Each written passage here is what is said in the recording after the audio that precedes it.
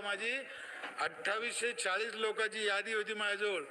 एका घरात 5 माणसं असू 6 माणसं असू, शौचालय बांधलं याच्यावर टीक नव्हतं करीत मी. त्या घरातला एक एक माणूस जातो का तेव्हा टीक करीत होतो पूर्ण याला, नाही तर नाही. खूप अनुभव आले. तर आमची एक बाई होती पाटलाची, लय आगाऊ बाई. ती एक दिवस सकाळी निघाली, मी तिच्या मागच. सोपं काम नाही. बरं ती बाई लय आगाऊ होती की पुढे मी माग गावानं पाहिलं, गावाला हे वाटलं का आज याची जिरती. चॅनल सबस्क्राईब करा. हा ना, इतके लोक पाहायला आले आम्हाला तिकडे. 200-250 काहीतरी होईल म्हणून. गावापासून अर्धा किलोमीटर अंतरावरती बाई उभा, मी उभा. लोक आमच्यापासून लांब 250 भर लोक. त्या बाईचा जीव काती यायला लागला ना मोठा.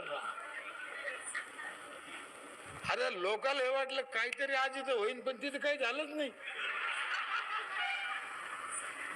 कारण मला काही करावं नाही लागलं ना. ती बाई संडासला बदली नाही. त्याच कारण असं, 250 लोक पाहायला आल्यावरती बसंगच नाही ते. तिनं पाणी फेकून दिलं, डबडन निघाली. मला शिव्या द्यायला लागली ती बाई. नंतर म्हणे, मेलं तुला काही लाज वाटते का? मी पोलीस स्टेशनला जाईन, तू कंप्लेंट करेन. म्हणलं माझ्या गाडीत चाल ना, चाल. पियाला सांगन, कोर्टात सांगन का हो ही बाई संडासला गेली, मी तिथं होतो, मी तिथं उभा होतो. मी काय गुन्हा केला? आणि असं कोणता कायदा आहे झालं? बाई झाली म्हणून काय झालं? म्हणजे माणसांना रस्त्यावर उभं राहायचं नाही, बाईनं कुठं हागायचं? जय बाई झाली मग काय झालं?